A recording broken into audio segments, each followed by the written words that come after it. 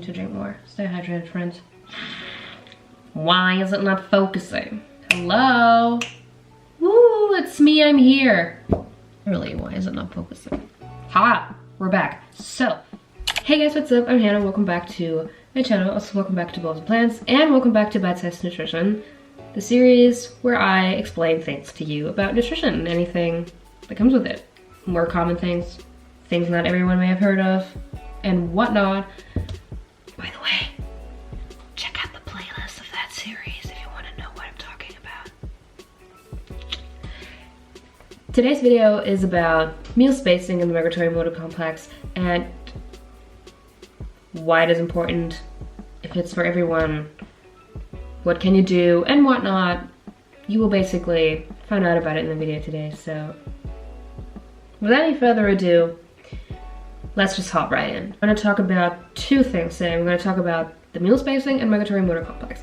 The reason as to why I decided to put these two things together, even though they might sound as if they wouldn't belong together at all, they actually do.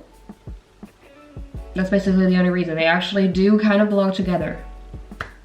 So let's hop right in. So we're gonna start off with meal spacing. Meal spacing basically means, just as simple as it sounds, to only have 3 meals a day, all of which are spaced 4 to 6 hours apart.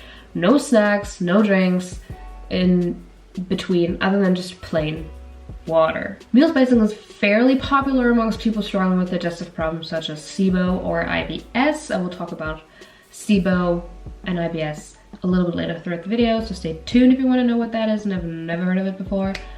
Anyways, so a little bit of a backstory about meal spacing, a little bit of a backstory on meal spacing. So we tend, us as people, us as humans, us as we live and exist on planet Earth, tend to see drinks separated from meals for whatever reason, but we do, pretty much all of us.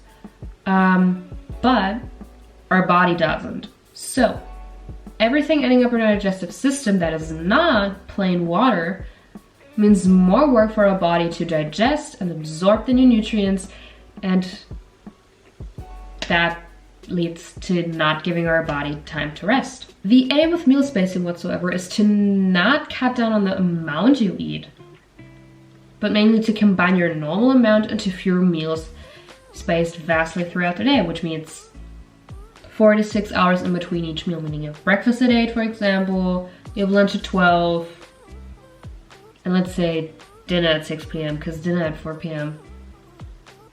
Okay, who does that? That can mean that the meals might need to be longer so you actually feel satiated until the next meal.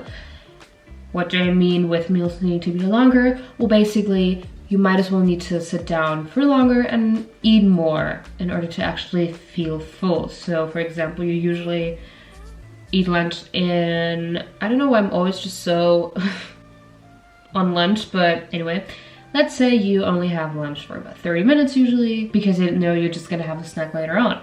Now you might as well want to have lunch that's about an hour long. The migratory motor complex is a cyclic, recurring motility pattern that occurs in the stomach and small intestine during fasting and is interrupted by feeding. MMC is a natural cleaning process, which moves any remaining undigested food to your large intestine. If the MMC isn't given a chance to do its job properly, small fragments of our food can remain in our small intestine, leading to bacterial buildup, which is the main cause of SIBO, IBS, or even chronic constipation. The MMC process only starts roughly after 2 to 4 hours after we ate and stops as soon as new food is consumed. So SIBO basically stands for small intestinal bacterial overgrowth, and that is an abnormal increase of the bacteria population in the small intestine, particularly types of bacteria that are not commonly found in that part of the digestive tract, which then can cause diarrhea, malnutrition, and even weight loss. IBS basically stands for irritable bowel syndrome. Symptoms of it can be stomach cramps,